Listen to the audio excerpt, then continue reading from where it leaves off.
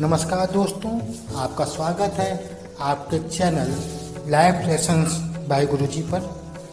गुरुजी के इस चैनल में आपको हमेशा जीवन से जुड़ी हुई महत्वपूर्ण बातों को बहुत ही आसान भाषा में समझाया जाता है, इसलिए इस चैनल से जुड़े रहें और चैनल को सब्सक्राइब करके रखें।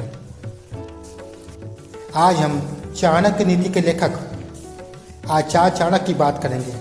बात लगभग 2500 वर्ष पूर्व की है, इसलिए आचार्य के बारे में बहुत कुछ प्रमाणित उपलब्ध नहीं है।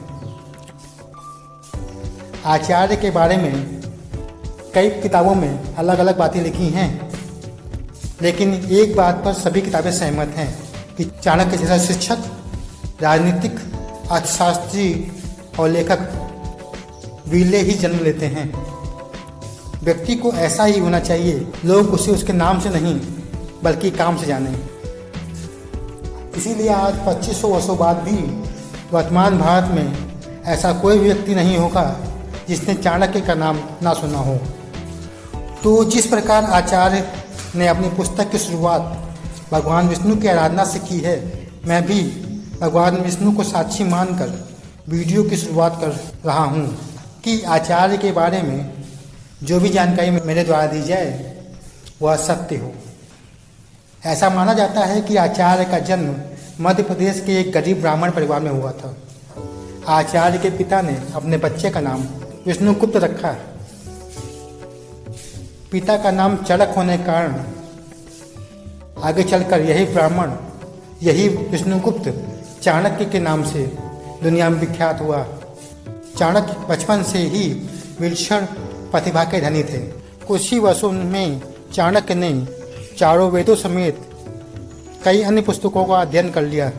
इससे प्रभावित होकर चाणक्य के पिता ने चाणक्य को तक्षशिला विश्वविद्यालय में आगे की शिक्षा के लिए भेजा। चाणक्य ने विश्वविद्यालय शिक्षा प्राप्त कर उसी विश्वविद्यालय में राजनीतिक विषय के आचार्य के पद पर नियुक्ति पाई। जल्द ही आचार्य की प्रसिद्धि आसपास के क्षेत्रों में बहुत फैल गई। आचार्य के शिष्य आचार्य के आदेश पर कुछ भी करने को तैयार हो जाते थे। उसी समय सिकंदर महान अपने विश्व विजय के अभियान पर निकला हुआ था और छोटे छोटे राज्यों को जीतकर तेजी से भारत की ओर बढ़ रहा था। इसकी भनक लगते ही आचार्य अखंड भारत का सपना लेकर उस समय के भारत के सबसे शक्तिशाली शासक धनानंद से मिले, लेकिन सत्ता के नशे में चूर धनानंद ने आचार्य का अपमान करके उन्हें दरबार से निकलवा दिया।